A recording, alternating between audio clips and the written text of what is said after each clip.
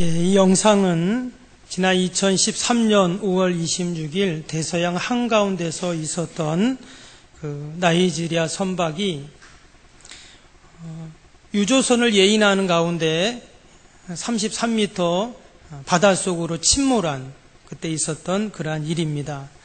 영상을 보셨던 것처럼 다 선원도 죽고 선장도 죽은 그 상황 속에서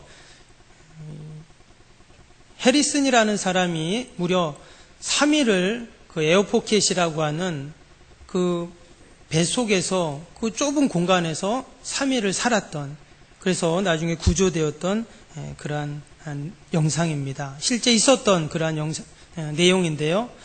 여기 보면 그 아내가 그 해리슨에게 문자를 보내줬다 그랬죠. 그 문자가 바로 오늘 시편 18편 6절 말씀이었습니다. 내가 환난 중에서 여호와께 아뢰며 나의 하나님께 부르짖었더니 그가 그의 성전에서 내 소리를 들으시며 그의 앞에서 나의 부르짖음이 그 귀에 들렸도다. 그 깊은 바닷속에서 이 해리슨은 아내가 보내준 그 성경 말씀 한 구절을 붙잡고 하나님께 간절히 기도했습니다. 그랬더니 하나님께서 3일 동안 숨 쉴 수 있는 공기를 주시고 또 그 차가운 바닷속에서도 체온이 떨어지지 않게 하시고 또 국적도 다른 나라 잠수부들이 그 현장까지 구조를 하러 오게 하고 결국 구조되어서 살아계신 하나님을 찬양하는 그러한 내용입니다. 그 마지막에 어떻게 고백했습니까? 내가 간절히 기도했더니 하나님께서 나를 구원해 주셨습니다. 고백했습니다. 여러분, 하나님은 언제나 우리의 기도를 들으시고 또한 응답하시고 구원하시는 하나님이신 줄로 믿습니다. 오늘 시편 18편은 다윗의 시로 알려지고 있습니다. 이 시편의 시제를 보면 맨 앞에 이런 말씀이 나오죠. 여호와의 종 다윗의 시, 인도자를 따라 부른 노래. 여호와께서 다윗을 그 모든 원수들의 손에서와 사울의 손에서 건져주신 날에 다윗이 이 노래 말로 여호와께 아뢰어 이르되. 한마디로 다윗이 어려움 가운데 있을 때, 그리고 그 문제를 해결하고 구원받았을 때 하나님을 찬양했던 그러한 시이고 노래입니다. 여기에 보면 다윗이 하나님을 뭐라고 고백했냐면 1절에 이런 말씀이 나옵니다. 나의 힘이신 여호와여 내가 주를 사랑하나이다. 하나님을 향해서 하나님 사랑합니다 이렇게 고백을 했어요. 여러분, 우리가 누군가에게 사랑을 고백할 때 아무런 이유도 없이 무턱대고 사랑합니다 이렇게 말하지 않습니다. 예를 들어서 우리가 길에 지나가는 행인에게 나 당신 사랑합니다. 그럼 어떻게 될까요? 뺨때기 맞겠죠. 신성한 사람이지 않고는 그렇게 말하지 않을 겁니다. 당연히 그 사람을 잘 알고 또 사랑합니다 고백해야 할 이유와 조건이 있기에 그렇게 고백합니다. 그래서 사랑하는 연인은 서로를 사랑하기에 서로 사랑합니다 이런 고백을 하는 것이죠. 상대방이 나의 마음을 다 빼앗겼을 때, 또 상대방이 나에게 너무나 잘해 주었을 때, 또 거기에 반해서 우리는 사랑한다고 이야기합니다. 믿을 만하고 신뢰할 만하고 내 인생을 다 맡길 만한 그런 사람에게 사랑합니다 이런 고백을 하게 됩니다. 지금 시편의 기자 다윗은 하나님을 향하여 하나님 내가 하나님 사랑합니다 고백했어요. 하나님께서 그에게 베풀어 주신 그런 선한 일들을 생각할 때 그는 이러한 사랑의 고백을 하고 있는 것입니다. 그러면 다윗이 경험한 하나님은 어떤 하나님일까요? 더불어서 우리가 지난 6개월을 살아오면서 경험했던 하나님은 어떤 하나님입니까? 오늘 말씀을 보니까 다윗은 자신을 지켜주시는 하나님을 생각하며 하나님 사랑합니다 고백했어요. 2절을 한번 보겠습니다. 여호와는 나의 반석이시요 나의 요새이시요 나를 건지시는 이시요 나의 하나님이시요 내가 그 안에 피할 나의 바위시요 나의 방패시요 나의 구원의 뿌리시요 나의 산성이시로다. 하나님은 언제나 우리를 지켜주시는 하나님이십니다. 때로는 견고한 반석이 되셔서 우리를 지켜주시고 때로는 누구도 근접할 수 없는 견고한 요새로 우리를 지켜주시고 또 언제나 변함없는 바위처럼 늘 우리와 함께 하시는 바위처럼 우리를 지켜주시고, 때로는 방패가 되어서 어떤 불화살도 다 막아주시며, 때로는 거대한 산성이 되셔서 우리를 지켜주십니다. 특별히 뒷부분에 보니까 하나님은 나의 구원의 뿌리시오, 이런 표현이 나왔습니다. 여기서 뿌리라는 의미는 무슨 말이냐면, 출애굽기 27장에 보면 번제단을 만드는 기사가 나옵니다. 거기에 보면 성전의 번제단을 딱 만들면서 각 모퉁이에 뿔을 만들어라 합니다. 이 뿔은 짐승의 뿔이 아니라 뿔의 모양처럼 만들어라, 이런 말입니다. 근데 원어상의 이 뿔이라는 단어는요, 광채 또는 빛난다, 이런 뜻입니다. 원래 번제단이라는 것은요, 상당히 번제단에서는 혐오스럽고 끔찍한 일들이 일어납니다. 여러분, 번제가 뭡니까? 짐승을 잡아다가 그 자리에서 죽여서 가죽을 벗겨서 각을 떠서 내장을 다 꺼내서 그 피를 다 뿌리고 태우는 게 번제죠. 때문에 이 번제는요, 피비린내가 나고 아주 고기 타는 냄새가 나고 혐오스러운 게 번제입니다. 그런데 그 결과가 어떤가? 번제를 드리고 나면 우리의 죄가 사함을 받고 하나님 앞에 나아갈 수 있고, 또 다시금 하나님이 주시는 은혜와 복을 누리는 하나님의 자녀로 살아가는 그러한 일들이 일어나게 되죠. 때문에 이 번제단 앞에서는 빛나고 광채가 나는 그런 일들이 일어나게 되는 것입니다. 그래서 다윗은 이것을 향해서 구원의 뿔이라고 그렇게 표현을 한 것입니다. 더 나아가서 예수 그리스도께서 우리를 구원하시기에, 우리의 죄를 다 사하시기 위해, 여러분, 우리를 위해 십자가에서 죽으시고 모든 죄의 권세를 제압하시고, 또한 우리에게 놀라운 구원의 은혜를 베풀어 주신 구원의 뿔이 되셨는 줄로 믿습니다. 그래서 당시에 실제로 이 제단의 뿔을 잡으면 죽음을 면하는 그러한 일들이 있었습니다. 대표적인 예가 열왕기상 1장에 나오는 그 솔로몬의 아들이었던 누굽니까? 다윗의 아들이었던 아도니아가 그랬죠. 원래 솔로몬이 왕이 돼야 되는데 자신이 형이니까 내가 왕이 되겠다고는 모반을 합니다. 근데 그 사실을 나중에 알게 되죠, 다윗이. 그랬더니 이 아도니아가 어떻게 합니까? 성전으로 달려가서 제단의 뿔을 잡게 됩니다. 그래서 살아나게 되죠. 때문에 구원과 생명의 상징이 이 제단의 뿔입니다. 어떤 죄를 지어도, 심지어 살인을 저질렀어도 보호받고 구원을 받게 됩니다. 예수님께서는 사망의 법에서 우리를 정죄하고 죽이려고 달려드는 제단의 뿔을 잡게 하심으로, 여러분, 우리가 놀라운 구원의 은혜를 누리고 또 이렇게 살고 있는 줄로 믿습니다. 마치 구원의 뿔로 오신 예수님을 우리가 붙잡게 되면 우리는 어떠한 사망의 권세에서도 살아나는 놀라운 은혜가 있는 줄로 믿습니다. 실제로 제단의 이 뿔에는 피를 바르고 피를 뿌리게 됩니다. 결국 그 피가 뭡니까? 예수 그리스도의 보혈을 상징하는 것이 되죠. 그래서 구원의 뿔이 되신 예수님을 붙잡고 십자가를 붙잡고 주님의 보혈을 의지할 때 우리에게도 이러한 놀라운 구원의 역사가 있는 줄로 믿습니다. 우리는 지난 6개월 구원의 뿔이 되신 주님의 은혜와 도우심으로 살아왔습니다. 우리가 늘 하나님 앞에 그 도우심에 감사하면서 또 하나님께 영광 돌리는 저와 여러분이 될 수 있기를 바랍니다. 어떤 아이가 이웃마을에 친구 생일이어서 그 생일잔치에 초대를 받아서 가게 됩니다. 그래서 생일 선물도 준비하고 생일 카드도 쓰고 그렇게 다 이제 친구 생일날만 기다렸어요.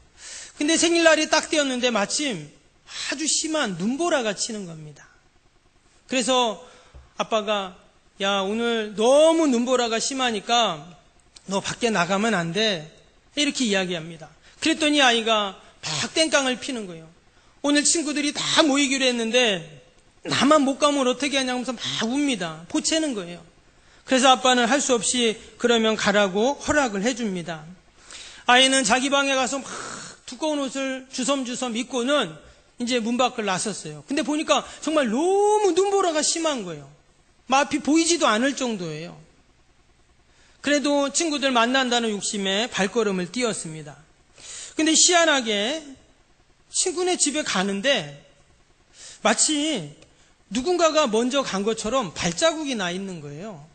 그리고 그 길이 잘 이렇게 정리가 되어 있는 겁니다.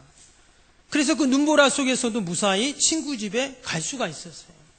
이제 친구 집에 도달을 해가지고 집 초인종을 딱 누르려는 순간 한번 뒤를 쳐다봤는데 누군가 휙 지나가는 거예요.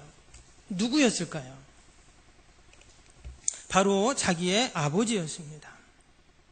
아들이 안전하게 친구 집에 갈 때까지 아버지는 먼저 그 눈보라를 헤치며 아들의 뒤를 쫓아온 것입니다. 아니, 아들보다 먼저 가셔서 미리 모든 길들을 다 정리해 놓은 것이죠. 마치 하나님께서는 하나님의 택하신 백성들을 이처럼 눈보라치는 험난한 인생길을 가는데 보고만 계신 분이 아니시라 한 발 우리보다 앞서 행하시면서 우리가 무사히 인생길을 갈 수 있도록 예비해 주시고 또한 도우시고 지키시는 하나님이신 줄로 믿습니다. 시편 121편 3절 4절 말씀에 보면 여호와께서 너를 실족하지 아니하게 하시며 너를 지키는 이가 졸지 아니하시리로다. 이스라엘을 지키시는 이는 졸지도 아니하시고 주무시지도 아니하시리로다 했습니다. 여러분, 하나님은 늘 우리를 지키십니다. 우리를 도우시는 분이세요. 졸지도 주무시지도 않고 우리를 지키신다 하십니다. 여러분, 하나님이 과연 조시는 분일까요? 하나님이 주무실 필요가 있을까요? 우리는 피곤하니까 졸기도 하고 자기도 하지만 하나님은 피곤을 모르시는 분이신데 왜 졸지도 않고 주무시지도 않고 우리를 그처럼 지키신다 할까요? 여러분, 그게 바로 하나님의 마음입니다. 하나님은 졸지도 않고 주무시지도 않는 분이지만 그렇게 우리를 돌봐주시고 도와주신다는 거예요. 지난 6개월을 그렇게 하나님이 우리를 돌봐주셨습니다. 남은 반년도 하나님이 신실하게 우리를 지켜주시고 도와주실 줄로 믿습니다. 낮에 해도 밤에 달도 우리를 상하게 하지 못하고 해하지 못합니다. 너의 출입을 지금부터 영원까지 지키신다고 하신 그 하나님의 은혜를 우리가 늘 경험하고 하나님의 사랑을 고백하는 우리 모두가 될 수 있기를 바랍니다. 두 번째로 다윗은 자신의 기도를 들으시는 하나님을 경험합니다. 오늘 6절 말씀을 보시면 내가 환난 중에 여호와께 아뢰며 나의 하나님께 부르짖었더니 그가 그의 성전에서 내 소리를 들으시며 그의 앞에서 나의 부르짖음이 그 귀에 들렸도다. 하나님께서 우리가 부르짖을 때 또 우리의 소리를 들으시는 말씀하셨어요.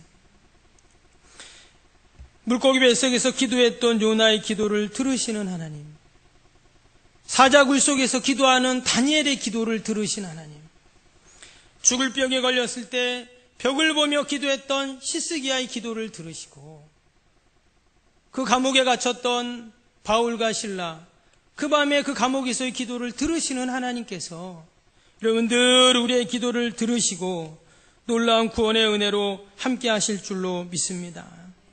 여러분, 기도는 하나님의 구원의 역사가 현실이 되게 하는 유일한 통로입니다. 오직 하나님께서는 우리의 기도를 들으시고 그 기도대로 신실하게 인도하실 줄로 믿습니다. 오늘 3절에 보니까 내가 찬송받으실 여호와께 아뢰리니 내 원수들에게서 구원을 얻으리로다 했습니다. 여기 보니까 여호와께 아뢰다 이런 표현이 나왔어요. 어떤 주경학자는 이 아뢰린이라는 표현을 어떻게 했냐면 여호와께 일러 바치니 이렇게 해석을 했어요. 원어를 해석할 때. 그래서 마치 우리가 기도하는 것은요, 하나님께 일러 바치는 겁니다. 우리 아이들이 누군가 그 아이를 막 괴롭힐 때 아이가 어떻게 합니까? 엄마한테 막 달려와서 일러 바치잖아요. 마치 우리가 하나님 앞에 기도하는 것은 우리가 하나님께 일러 바치는 거예요. 그러면 하나님께서는 우리의 기도 소리에 귀를 기울이시고 우리의 부르짖음을 외면치 않으시고 신실하게 응답하시는 여러분 하나님이신 줄로 믿습니다. 분명히 하나님께서 우리가 부르짖을 때 그 귀에 들렸다, 이렇게 지금 말씀을 하고 있어요.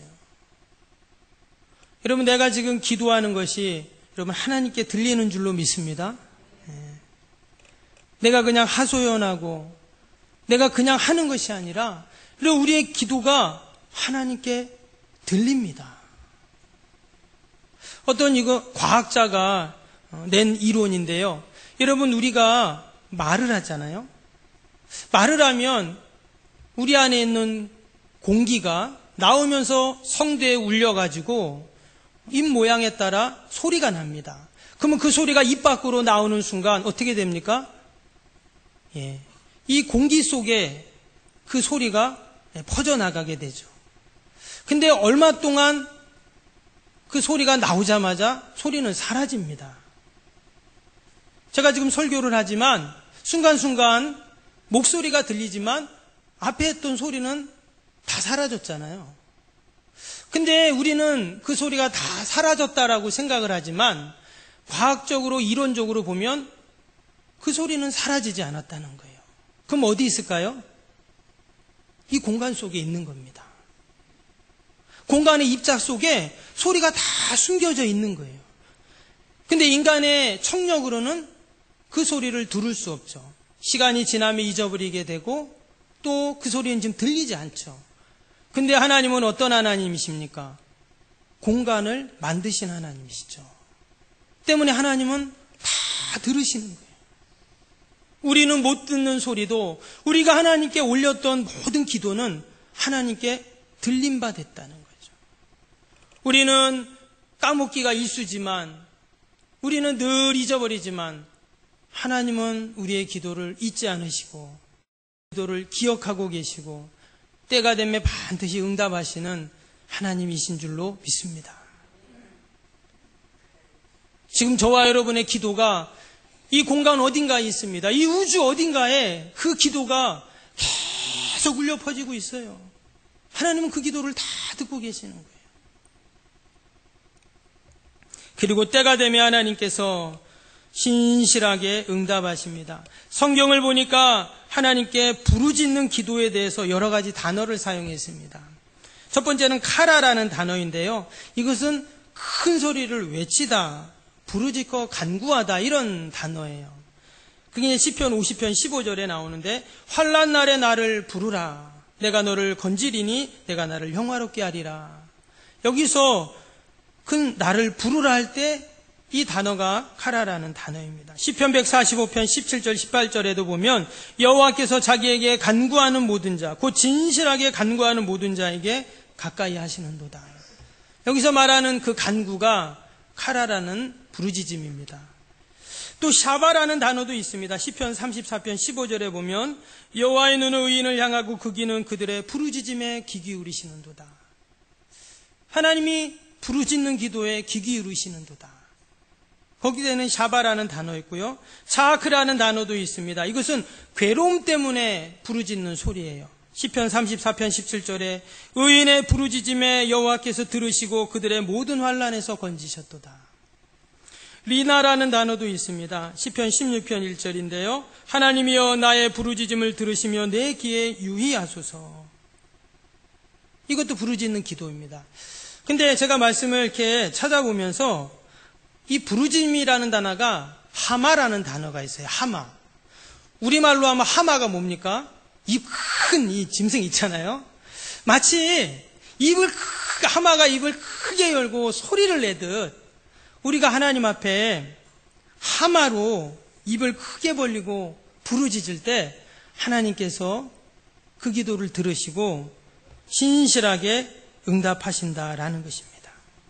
그런데 하나님이 우리가 부르짖는 기도만 하나님이 응답하실까요? 우리가 함께 찬양했던 것처럼 우리의 작은 신음까지도 하나님은 들으시고 응답하시는 하나님이신 줄로 믿습니다. 우리가 오늘 맥주감사주일로 지킵니다. 지난 반년을 우리를 돌보시고 인도하신 하나님께 감사하고 또 남은 반년 더 하나님을 사랑하며 우리가 살기를 원합니다. 우리가 어떻게 더 하나님을 사랑할 수 있습니까? 하나님이 나를 도와주시는 것들을 생각하면 우리는 하나님을 사랑할 수 있습니다. 오늘 이 시편 18편이 다윗의 시인데요. 다윗의 놀라운 이 기도와 고백을 볼 때 특별히 3절 5절에 보면 그가 이러한 상황이 있었어요. 3절 5절 봅니다. 내가 찬송받으실 여호와께 아뢰니니 내 원수들에게서 구원을 얻으리로다. 사망의 줄이 나를 얽고 불의의 창수가 나를 두렵게 하였으며 술의 줄이 나를 두르고 사망의 올무가 내게 이르렀도다. 3절에서 5절까지의 말씀을 보니까 이 다윗이 당시에 처했던 상황이라는 게 최악이었어요. 원수들이 사망에 쫙 깔려 있습니다. 여러분, 세상에 나를 미워하고 나와 원수된 한 사람만 있어도 어떨까요? 못 삽니다. 그 사람만 생각하면 화가 나고 힘이 들고 막 우라통이 터지고 막 울그락불그락하고 잠이 안 오잖아요. 근데 지금 다윗은 사방에 원수가 쫙 깔렸다고 했어요. 사망의 줄이 그를 꽁꽁 울고 묶었습니다. 불의의 창수가 그를 향하고 있어요. 마치 날카로운 창처럼 그 비가 내리치듯, 마치 창처럼 그 비가 내리치듯 그에게 계속 그렇게 불의의 창수들이 그를 향하고 있고, 심지어 그는 지옥의 줄이 나를 두른다 했어요. 지옥과 같은 경험들을 하고 있는 상황입니다. 한마디로 기가 막히는 그런 상황이죠. 아무리 주위를 둘러보아도 도망갈 데가 없어요. 다윗이 아무리 이스라엘 구석구석 저 광야로 산골짜기로 숨어도 어떻게 합니까? 사울이 수천 명의 군사를 이끌고 다윗을 잡으러 쫓아다닙니다. 결국은 이방 나라까지 가서 거기서 미친 척하면서 그렇게 목숨을 부지하는 비참한 상황에 놓이게 되었어요.